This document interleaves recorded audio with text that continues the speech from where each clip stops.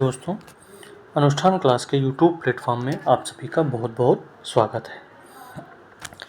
KBS PRT के लिए हम जो इंग्लिश एनसीईआरटी पढ़ रहे थे, उसी क्रम में आज हम पढ़ेंगे दूसरे चैप्टर के बारे में, दूसरे यूनिट के बारे में, जिसे लाइफ अराउंड अस बोला जाता है। ठीक है, और साथ में अब चीज़ों को इंक्रीज करेंगे। साथ में अब वोकैब का कुछ पोर्शन लेके आएंगे, जिसमें आपको वन वर्ड सब्स्टिट्यूशन और वर्ड मीनिंग याद करने का तरीका, और साथ में इडियम फ्रेजेज, ये सारी चीज़ें आपको साथ में याद करवाई जाएंगी। ठीक है, और वर्ड मीनिंग अगर याद हो गई तो आप उसके आंसर इजीली क्या कर सकते हैं, फाइंड आउट कर सकते हैं। ठीक है, तो आइए हम चलते हैं पहले पिक्चर की ओर। तो आप पिक्चर टाइम देख रहे हैं। पिक्चर टाइम में आपको एक पिक्चर दिया जाएगा और उसमें पूछा जाएगा कि which animals you have seen in this picture. तो आपने बहुत सारे पिक्चर यहाँ पे देख रहे हैं। तो ऐसे क्वेश्चन अमूमन बहुत कम ही पूछा जा सकता है। हम आगे की ओर चलते हैं और अगले पार्ट की ओर। इसी में हम पढ़ेंगे फन विथ नंबर। ठीक है, क्लियर हुआ? तो आइए इसको स्टार्ट करते हैं। नंबर के साथ स्टार्ट कैसे करेंगे, देखिए। तो बच्चों को नंबर सिखाने का ये तरीका होता है, इसी कारण से मैथ और सारे सब्जेक्टों को एक दूसरे में मिक्स कर दिया गया है। ठीक है, फन विथ नंबर 1 2 3 4 5 नंबर हमने पढ़ा 1 2 3 4 5। ठीक है, आगे हम क्या देख रहे हैं कि वंस आई काट अ फिश अलाइव। ठीक है, काट, कैच का यहाँ पर सेकंड फॉर्म लगा है काट, और कैच का मतलब होता है क्या, पकड़ना। क्या करना, पकड़ना। एलाइव का मतलब होता है क्या, जीवित। ठीक है, एलाइव का मतलब जीवित, या इसी को हम लिख सकते हैं लिविंग। क्लियर हुआ कि वंस आई काट, एक बार आई मैंने क्या किया, पकड़ा। अब फिश एलाइव, एक जीवित मछली। फिश का मतलब होता है मछली, एक जीवित मछली को पकड़ा। ठीक है, आगे काउंटिंग स्टार्ट होती है 6 7 8 9 और 10। ठीक है, then I let it go again. ठीक है, तब मैंने क्या किया, अगेन उसको, अगेन का मतलब है दोबारा, या something happen one more time. कोई चीज़ अगर वन मोर टाइम होती है तो उसको हम अगेन बोलते हैं। गो मतलब जाना, लेकिन यहाँ पे गो अगेन लिखा है तो यानी उसको हम क्या करेंगे, पानी में वापस क्या कर देंगे, छोड़ देंगे। 6 7 8 9 10, then I let it go again.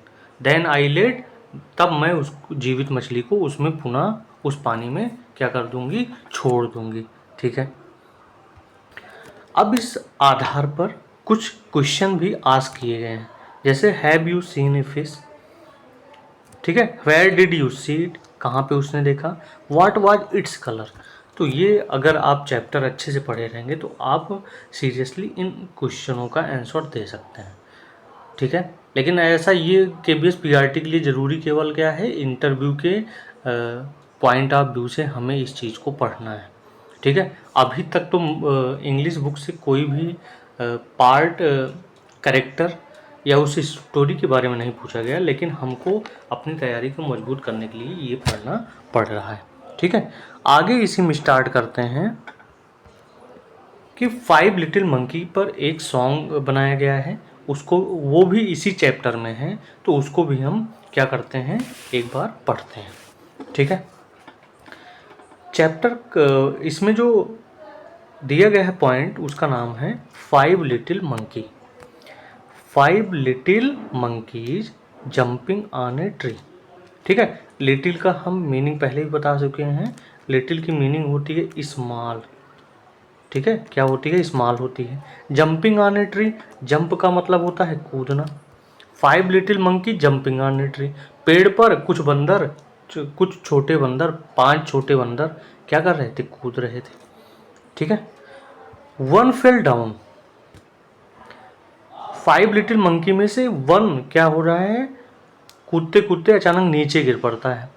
Bumped, bumped का मतलब है जब नीचे गिरता है तो किसी चीज़ से टकरा जाता है, तो बम्प का मतलब होता है टकराना। ठीक है। नी का मतलब आप जानते हैं घुटने। वंस उनमें से एक नीचे गिर जाता है, फेल डाउन का मतलब होता है नीचे गिरना, ये फ्रेजल वर्ब है, इसको भी याद रखना आपके लिए इम्पॉर्टेंट है। क्या? Fell down. फेल डाउन का अर्थ होता है नीचे गिरना। ठीक है। बम्ड हमने बता दिया, टकराना, किसी चीज़ से टकराना, या to hit something by chance. His knees मतलब अपने घुटने केवल, और आह आह करने लगा। वन फेल डाउन उसमें से एक गिरा और किसी चीज़ से टकरा कर, ठीक है, अपने घुटनों पर गिर गया। किसी चीज़ से टकरा कर वो अपने घुटनों को बल गिर गया। ठीक है, क्लियर हुआ? यहाँ पे गिरता हुआ दिखाई देगा। आगे फिर उसी में अब यहाँ पे मैथ के सब्ट्रैक्शन वाला ट्रिक लगा है कि पहले 5 थे, 1 गिर गया तो कितने बचे? 4। अब 4 little monkey jumping on a tree, 4 छोटे बंदर एक पेड़ पर क्या कर रहे थे? जंप कर रहे थे। 1 फेल डाउन, अभी भी फ्रेज का यूज हुआ है, एंड बम्प्ड हिज नीज, वह भी अपने घुटने के बल किसी चीज़ से टकरा कर नीचे गिर जाता है और फिर निकलता है आह आह आह। ठीक है, और ये क्या है? एक्सक्लेमेटरी वर्ड है, इसको भी ध्यान देते रहिएगा। ठीक है, अब एक और नीचे गिर गया, बचे कितने? 3 little monkey jumping on a tree, फिर 3 छोटे बंदर जंप कूद रहे थे पेड़ पर कूद रहे थे। 1 फेल डाउन, उनमें से एक गिर गया, एंड बम्प्ड हिज नीज, और टकराकर अपने घुटनों के बल वह गिरा, और उससे आवाज़ क्या निकली? आह आह आह। ठीक है, क्लियर हुआ? आगे देखते हैं। अब कितने बंदर मंकी बचेंगे? रिमेनिंग कितने रहेंगे? 2। तो 2 little monkeys jumping on a tree. ठीक है, 2 छोटे बंदर क्या कर रहे थे? पेड़ पर कूद रहे थे। 1 फेल डाउन, उनमें से एक गिर गया और टकराकर अपने घुटनों के बल गिरा, और टकराकर हिज नीज, अपने घुटनों के बल टकराकर गिरा, और आवाज़ आई वाह आह आह आह। ठीक है, अब बचे कितने? 1 लिटिल मंकी, तो 1 little monkey jumping on a tree, 1 fell down. अब 1 लिटिल मंकी था और वो भी फेल डाउन हो, गिर गया और टकराकर अपने घुटनों के बल गिरा, और उसको भी आवाज़ आई क्या? वाह आह आह आह। यहाँ पे फेल की बात आई, फेल का मतलब होता है नीचे गिर जाना, और फेल डाउन का मतलब नीचे गिर जाना। ठीक है, फेल का मतलब कोई चीज़ गिरना, फेल डाउन का मतलब नीचे गिर जाना, जमीन पर गिर जाना। Now now no more monkey jumping on a tree, अब क्या हुआ?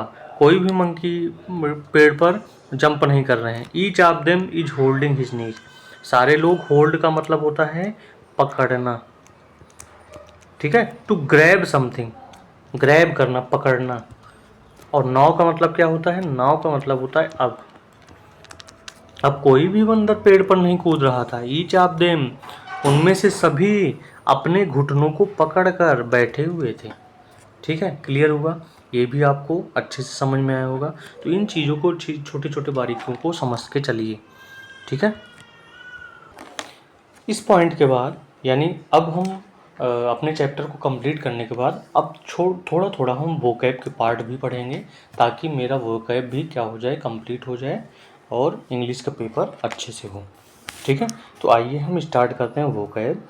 वोकैब में पहला पार्ट हम पढ़ेंगे वन वर्ड सब्स्टिट्यूशन, इसको बोलते हैं वन वर्ड सब्स्टिट्यूशन। यानी आपको एक पूरा वाक्य दिया रहेगा और उसका केवल 1 वर्ड आपको लिखना होगा। ठीक है, पहला क्वेश्चन है who does not believe in the existence, जो किसी पर बिलीव ही ना करे कि किसी का कोई अस्तित्व, या जो गॉड के अस्तित्व को बिलीव ही ना करे, ऐसे पर्सन को बोला जाता है एथीस्ट। क्या बोला जाता है? एथीस्ट। और थीस्ट किसे बोला जाएगा? One who believe in the existence of God, उनको क्या बोलेंगे? थीस्ट बोलेंगे। और जो बिलीव नहीं करेगा उसको क्या बोलेंगे? Atheist. A life history of someone written by himself, यहाँ पे हिमसेल्फ की बात है। हिमसेल्फ कोई अपनी लाइफ स्टोरी लिख रहा है, अपनी लाइफ हिस्ट्री लिख रहा है, तो लाइफ हिस्ट्री को बोलते हैं बायोग्राफी। ठीक है, और खुद से लिख रहा है तो उसको बोलेंगे ऑटोबायोग्राफी। ठीक है, आपको तैयार हो रहा होगा ये चीज़ें। आगे हम बात करते हैं विदाउट नेम आर आइडेंटिफिकेशन। जो बिना नेम और आइडेंटिफिकेशन के होता है उसको क्या बोलते हैं? एनोनिमस। क्या बोलते हैं? एनोनिमस। ये भी इंपॉर्टेंट चीज़ है, याद करके रखिएगा। अगला सबसे इंपॉर्टेंट आपका वन वर्ड सब्स्टिट्यूशन है a place where word are crypt. ऐसा कौन सा प्लेस है जहाँ पे बर्ड को क्रिप्ट करके रखा जाता है, बहुत सारी चिड़िया को वहाँ पे पकड़ के रखा जाता है, वैसे पार्ट को बोलते हैं एवरी। ठीक है, एवरी। क्लियर हुआ? आगे चलते हैं। One who believe in destruction. Destruction का मतलब नष्ट करना। Of all forms of government.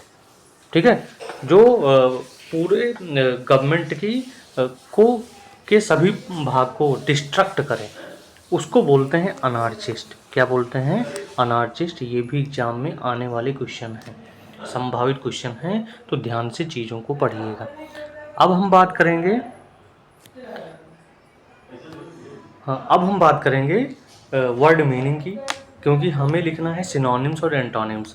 तो अगर हम हिंदी मीडियम के हैं और हमें नहीं पकड़ में आ रहा है कि हम कैसे चीज़ों को कवर करें, तो उसके लिए सबसे अच्छी चीज़ है कि वर्ड मीनिंग को याद किया जाए। ठीक है, तो आइए ध्यान से पढ़ते हैं। पहला वर्ड है अबेंडन। ठीक है, अबेंडन का मतलब होता है त्याग देना, और इसे अगर हम अलग कर दें, ए बैंडन को अलग कर लें, ए बंदे, ए बंदे, ए बंदे तू त्याग दे, तो अबेंडन का अर्थ क्या हुआ? त्याग देना। ठीक है, अगला पॉइंट करेंगे अब टॉयर। ठीक है, अब टॉयर का मतलब होता है बूचड़ खाना। क्या होता है? बूचड़ खाना। तो अब्बा, यहाँ से अगर अब्बा ले लें, यहाँ से टॉयर ले लें, टायर, टॉयर को टायर से रिलेट करेंगे। अब्बा तेरा टायर कसाई खाने में बनता है। अब्बा तेरा टायर कसाई खाने में बनता है। अब एब टॉयर का क्या मीनिंग हुआ? बूचड़ खाना या कसाई खाना। ठीक है, आगे अगले पॉइंट पर चलते हैं। अगला आपका वर्ड है अब्रेशन। एब्रेशन। एब्रेशन का मतलब होता है पथ भ्रष्ट होना। ठीक है, तो यहाँ से अब को अलग कर लें और राशन को अलग कर लें, तो अब राशन मिलने से लोग पथभ्रष्ट हो गए। अब राशन मिलने से लोग क्या हो गए? पथभ्रष्ट हो गए। तो अबरेशन का अब राशन से अबरेशन लगाइएगा। अबरेशन से क्या अर्थ हुआ? पथभ्रष्ट। अगला पॉइंट पढ़ेंगे, अगला वर्ड पढ़ेंगे अभियांश। अभियांश का मतलब होता है निलंबित करना। तो यहाँ से अब अलग कर लें और यहाँ से यान अलग कर लें, तो अब मुझे यान से निलंबित कर दो। अब मुझे यान से निलंबित कर दो। तो अभियांश का मतलब क्या हुआ? निलंबित करना। ठीक है, आगे पॉइंट पढ़ते हैं एबनिगेशन। एबनिगेशन का मतलब होता है अस्वीकृत, किसी चीज़ को अस्वीकार करना। तो यहाँ से अब ले लें और यहाँ से निगेट। निगेट का मतलब होता है, निगेट का मतलब ही होता है मना करना। तो अब निगेट करके अस्वीकार कर दो। तो अब निगेशन का मीनिंग क्या हुआ? अब निगेशन का मतलब हुआ अस्वीकृत करना। ठीक है, क्लियर हुई इतनी बात। अब पढ़ेंगे इडियम फ्रेज, जो कि इम्पॉर्टेंट है। तो इडियम फ्रेज में क्या क्या चीज़ें हैं उनको पढ़ेंगे। पहला इडियम्स है अ रेड लेटर डे। ठीक है, तो इसका जो मीनिंग होता है, ये इधर मीनिंग हमने लिखा है, मीनिंग। मीनिंग हुआ एन इम्पॉर्टेंट डे। यहाँ पे केवल इम्पॉर्टेंट जो कि आप KVS एग्जाम में आ सके उतने ही चीज़ों को लिखा जाएगा। ठीक है, एन इम्पॉर्टेंट डे। अब रेड लेटर, लेटर है और लाल है। ठीक है, तो यानी कुछ इम्पॉर्टेंट है, कोई लाल चीज़ दे रहा है लेटर में भर के, गुलाब कोई रेड गुलाब दे रहा है, तो रेड लेटर से हम क्या लगाते हैं? Important day. अब रेड किसी इम्पॉर्टेंट पर्सन को ही दिया जाता है। ठीक है, और लेटर आ रहा है तो किसी न किसी दिन तो आएगा ना, तो इसीलिए an important day. A white elephant, कह रहा है कि एलिफेंट है, वाइट है, सफ़ेद है, कोई काम ही नहीं करेगा, तो क्या फ़ायदा? तो इसका अर्थ क्या लगाएंगे? Of new use, of no use.